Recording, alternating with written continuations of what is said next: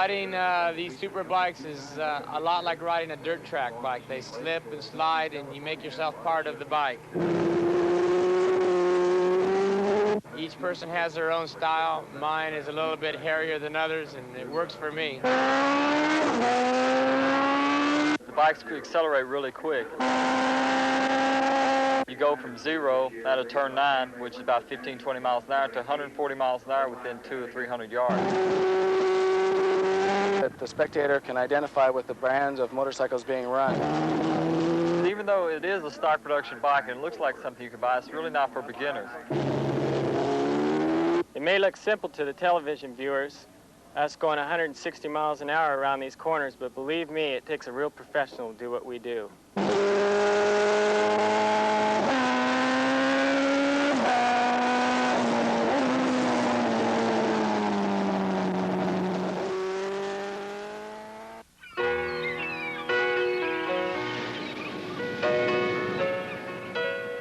There's so much beauty on this earth, and so little time for us to enjoy it. Our lives get caught up in the mundane, yet often essential aspects of making a living. By chance, when we do get away, we can be offered a rare experience, an opportunity to taste the essence of freedom. How else can one travel early in the morning and literally taste the dew, fill one's lungs with clear ocean air, and feel the oneness of man and machine that only riding a superbike can offer? There's a control center in the brain that relates to ecstasy and excellence. It comes alive with every sweeping corner that delights our way, every time the machine is leaned from left to right and pointed down a stretch of empty highway. This is riding a superbike, where all of your senses are stimulated by the immediate surroundings as your body bathes in the passing wind and your mind sings a tune in unison with the hum of the engine. Riding a superbike on the highway is an experience of motion where our enthusiasm is tempered by the law of the land. On a racetrack, there's no policing of speed laws, only the ultimate challenge between brave men, their machines, and a twisting ribbon of asphalt. A dream environment for a superbike. Hello, everybody. Welcome to one of the premier road race tracks in America, Laguna Seca, nestled in the rolling hills just inland from Monterey, California. My name is Bob Lee, and I'm your race commentator flying above the track in this Jet Ranger helicopter. We are traveling from the starting line towards turn 1, which for a superbike is a 145-mile-per-hour fifth-gear left-hander. The corner is almost blind, coming right after the brow of a hill. This leads straight into turn 2, also a left-hander, which is taken in fourth gear at 130 miles per hour. Then the bikes accelerate up to 150 miles per hour. On the approach to turn 3, the riders must sit up, brake, and change down to fourth gear. Turn 3 is taken at about 120 miles per hour, with the riders leaning completely off the motorcycle, with their left knee precariously close and almost scraping the pavement. Then there is a short straight up the hill under the bridge towards turn 4, where the riders will again brake hard, shift down to third gear, and line themselves up for this 100-mile-per-hour left-hand turn. Then they tuck themselves in close to the gas tank and accelerate hard up the hill towards the famous corkscrew. Sharp left and right-hand turns where there is a change of direction, camber, and elevation. The riders will change down to second gear and literally pick up the front wheel and wrestle the over 400-pound machine as they change direction. This is followed by the long left-hand 80-mile-per-hour turn 7 and down to the 95-mile-per-hour right-hand turn 8, where again the rider's knees almost become an outrigger for the motorcycle. Then the short straight towards the slowest corner on the track, 15 to 20 miles per hour, and back onto the start-finish straight. Now we invite you to share with David Emdy on our number 56 camera bike the sights and sounds of riding a superbike. This is what it looks like along the start-finish straight, under the bridge, up the hill, and into turn 1. This is a tricky section. Turns 1 and 2 have been taken as one long left-hand swoop. I've got the two riders in front of me now. I'll get by one of these before turn 3. Now I can pass. I'm accelerating up to about 150. This bike is going to take some getting used to. It handles very differently with the camera on the gas tank. I hope that I can sort it out before the race. Now I'm accelerating hard up the back hill. The front wheel becomes very light. Up over the brow of the hill. Down and brake hard for the corkscrew.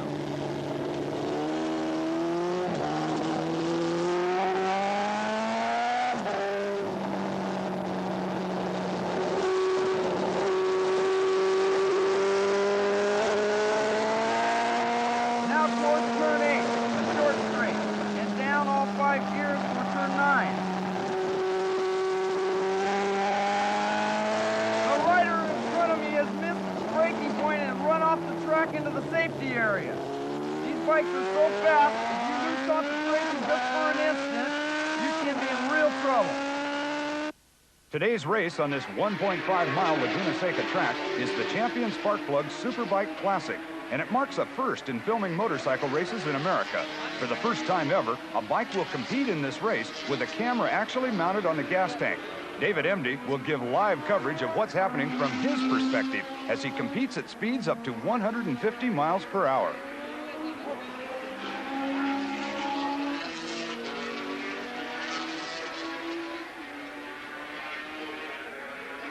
On the back of the bike is a smaller camera from which we hope to see some of the racing from yet a different vantage point.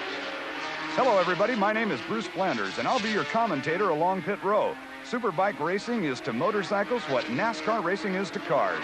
The bikes actually look like one that you could buy from any motorcycle dealer's showroom, but looks can be deceiving. Modifications are made to the frame, brakes, tires, suspension, and engine.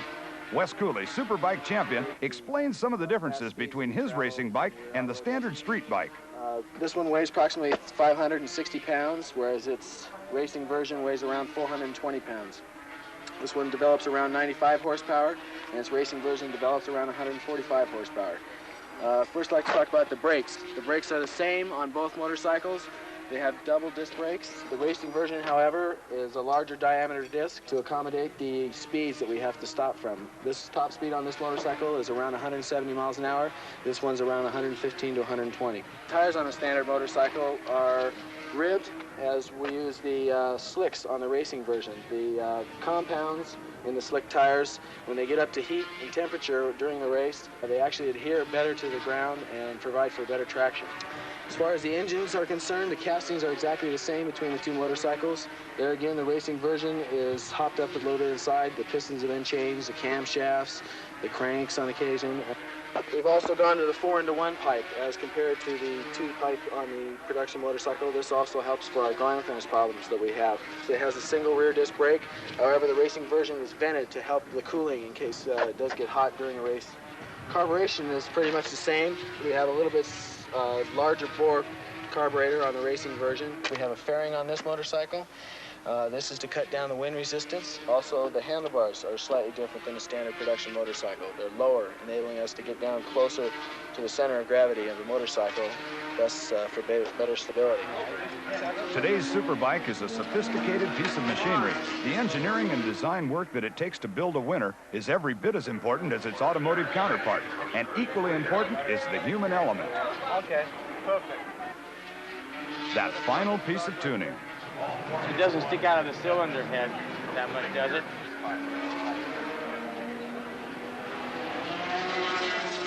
The small points, the final adjustments that will tailor-make each machine for its individual rider's idiosyncrasies and racing style. And after all the adjustments, compromises, theories, and practice runs, the 160-mile-per-hour projectile is fueled and presented to the racing officials for their seal of engineering safety. 20,000 people have come to Laguna Seca today for this Superbike Classic from all around the San Francisco Bay Area and as far south as Los Angeles. They have been promised a battle between championship leaders Freddie Spencer, Eddie Lawson, David Aldana, and Wes Cooley. Over the years, Cooley has consistently been a successful competitor in Superbike races, but riders like David Aldana ride fast and hard and are never to be discounted. If for some reason get out and leave or something, then I gotta... Planning right down to the last minute, being in complete control of the moment. With everything else being equal, the strategy of racing becomes the psychology of winning.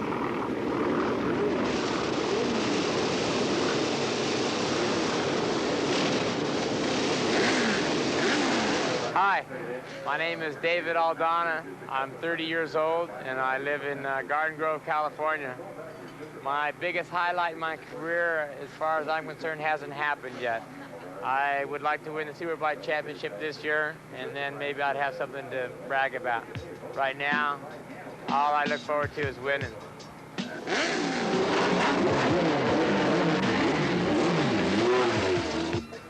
My name is Freddie Spencer. I'm 18 years old. I'm from Shreveport, Louisiana.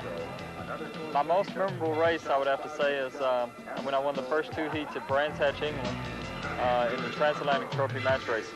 My ambitions is to be 500cc world champion or a world championship title and possibly come back and win the Grand National Championship. I'm David Emdy, Oceanside, California, 22 years old. My biggest ambition is to win Daytona 200. Finished 3rd Daytona year before last in the Superbike race and was 1st at the Ontario 6 Hour. Hi, my name's Eddie Lawson. My bike number is 21. I'm 21 years old from Ontario, California. My most memorable race is winning the Daytona 250 Lightweight Expert Road Race. I don't know what my future holds right now, but I hope to become the 500cc world champion. Hi, my name is Wes Cooley. My road racing number is 34. I'm 24 years of age from Santa Ana, California. To date, my most memorable road race is probably winning the Suzuka 8 Hours twice in the last 3 years. As far as future plans, I hope to be able to become Superbike champion again. And after road racing's all over, I think I'll go back to medical school.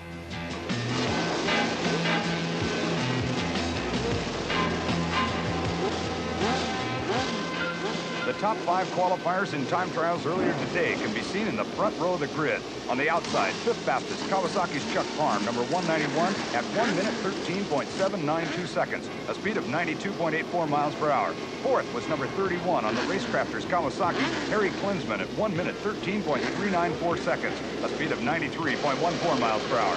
3rd fastest is number 109, David Aldana on the Kawasaki, at 1 minute 11.244 seconds, an average of 96.41 miles per hour.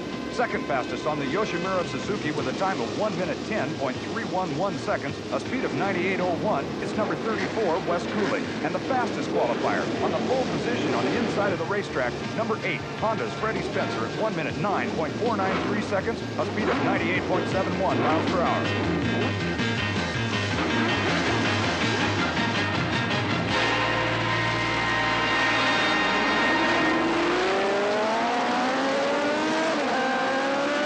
Right into the lead goes Wes Cooley, just ahead of Freddie Spencer and David Aldana.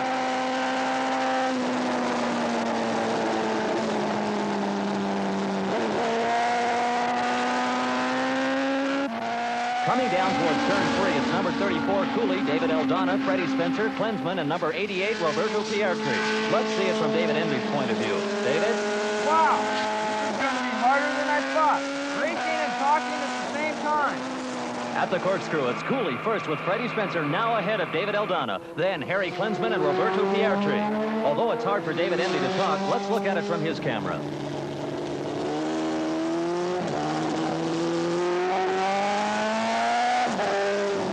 Into turn 8, it's still Cooley with Freddie Spencer right with him. Then there's a little bit of a gap between them and Aldana and Klinsman, with Roberto Pietri following up near the end of lap 1. So the race is taking shape with Cooley and Spencer charging for the lead, and Aldana and Klinsman within striking distance. The other favored rider, number 21, Eddie Lawson, who recorded very fast times in practice, is back in the 12th spot at the end of lap 1. Cooley needs to make his presence felt to put him in a good, solid position towards the championship, but I don't think young Freddie Spencer will give him any ground. In fact, look how close Freddie is staying with Cooley as they thunder towards turn 3 at 150 miles per hour, and almost in unison, their knees graze along the asphalt.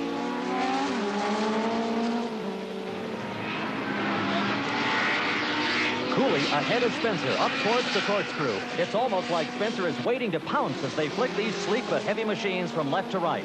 Spencer is going for the inside and trying to pass Cooley towards turn 7, and they're side by side. But Cooley, who has the inside line, is holding on.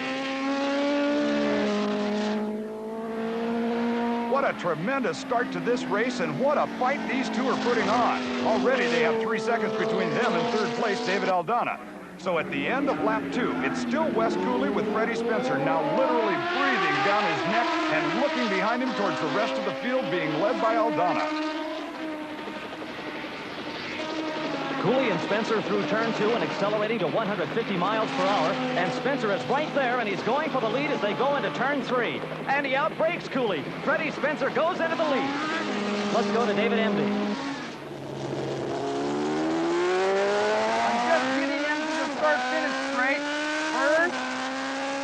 second, third. It's hard to keep up with the leaders with the camera equipment on the bike. I can't get my body low enough to the gas tank to stay out of the wind. Eddie Lawson, number 21. Looks like he's in trouble. He's been looking down at the engine. Lawson was 12th at the end of lap 1. Now he's running 7th here on lap 3. But the bike's not running like it should. It's still 18-year-old Freddie Spencer in the lead, with Wes Cooley right in his slipstream as they accelerate out of the 15-mile-an-hour turn 9. Spencer and Cooley pulling away from everyone else.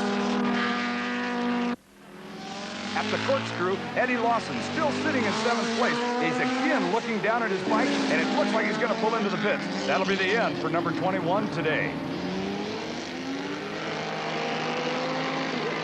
Fast Freddie Spencer, number 8, now has pulled about an 8-second lead over number 34, Cooley.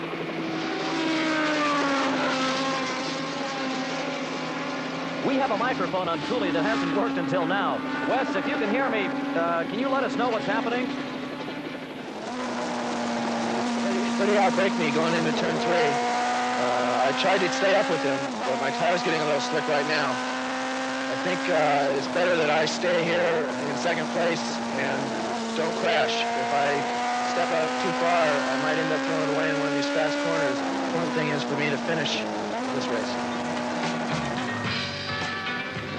But Cooley is not one to give up easily. He has the tempered style that only comes with a lot of experience. David Aldana, number 109, has been racing for 14 years and who has successfully made the transition from dirt tracks where the bikes spend most of their time sideways to the road tracks where one isn't supposed to get sideways. But Aldana, who's a great crowd pleaser, will often oblige his fans by putting that 450-pound monster on the very edge of its tires. Aldana's in 3rd spot. Freddie Spencer leading, who at 18 already has almost 10 years experience as a racer. Notice the ease in which Freddie handles that 140 horsepower. In terms that you might better understand, that's the equivalent of putting an Indianapolis race car engine into an economy car.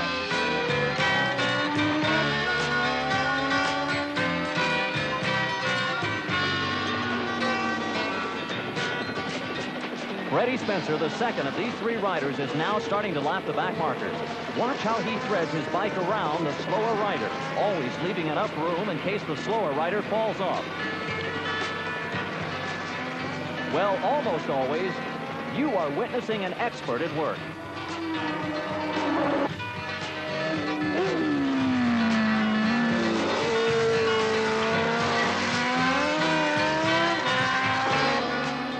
Those are Wes Cooley's mechanics. It's hard to tell whether he's confused over Freddie or Wes. It's not like Cooley to let Spencer get as far ahead as he is, but then again, as we heard earlier, Wes Cooley's in it for the long haul. It's championship points that brings the big money, not just winning one race, and he's still 20 seconds ahead of 3rd place Dave Aldana. David Emby is still laboring with his extra passenger, our camera, and if you can hear me, David, come in and let me know where you are. At the back of the course, accelerating up the hill. Concentration is a big thing at this point. If you relax just for a second, that's when you get into real trouble. Wes Cooley is just ahead of me at this point, but he's going really fast and I won't be able to stay close to him for long. At these speeds, you don't have much time for anything that's going on outside of the track. The corners come up much too fast and I must keep my eye on the tachometer. Too much over the red line and the engine will suddenly turn into a spectacular junk pile. Since it's hard to be competitive right now, maybe I'll show you something special. I'm coming out of turn 9, I'll pull a wheelie for you.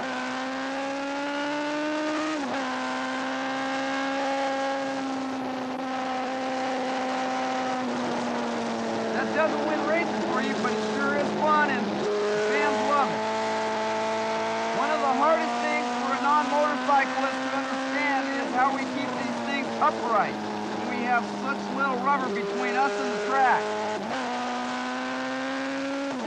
At any one time, there's an oval area about 3 to 4 inches long and about 2.5 inches wide touching the track, and that's about it. Compare that to a car tire, then remember you have 4 wheels on a car. I'm coming up to the corkscrew again. I've got 2 guys in front of me. I should try to pass. As the race goes on, if you're not fit and really on top of it, putting the bike on the right line through the corners harder and harder. Really close to these two guys now. I should get them on the next lap. Whoa! Son of a... Missed the gear and I almost hit him. Harry Klinsman, number 31 on the Racecrafters Kawasaki, has pulled off the track at the corkscrew, and it doesn't look too promising for him. Freddie Spencer is still on the march in the closing stages of this race. He has such a commanding lead that you'd think Freddie would slow down and take it easy, but it just isn't so. Freddie is still leading over just as far and letting his knee drag along the asphalt just as much.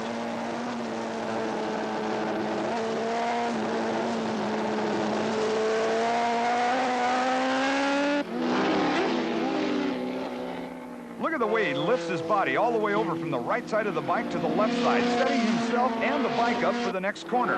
The farther he leans himself into the corner, the farther into the corner the center of gravity is positioned, and the more upright he can leave the bike. Therefore, the more tire area being left on the ground and the more power and traction he can use. Spencer is now a little over 12 seconds ahead of number 34, Wes Cooley. This is the last lap. Well, you've seen superbike racing from just about every angle. Watching these guys in slow motion on the last lap reminds us that motorcycle racing can be poetic, graceful, and beautiful. Even if Aldana is riding like a wild and crazy guy.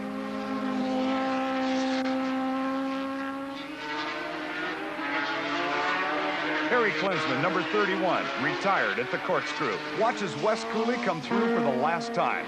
The starter, Bob O'Malley, gets the checkered flag out for young Freddie Spencer. The 18-year-old from Shreveport, Louisiana, wins this Champion Sparkplug Superbike Classic. Wes Cooley from Santa Ana, California on the Yoshimura Suzuki finishes second. And David Aldana, who didn't get to realize his ambition today, finishes third. This is an incredibly exciting and demanding sport where the machine also acts as a mobile test bed for new engineering advances that'll make motorcycling safer and more enjoyable for the street rider. I hope you've enjoyed our coverage of this superbike race, particularly the very special experience of being with David MD and witnessing what it's like to race a superbike. As for me, I think I'll stick to cruising down the highway. This is Bruce Flanders for myself, Bob Lee up in the helicopter, and David MD still on the racetrack saying goodbye.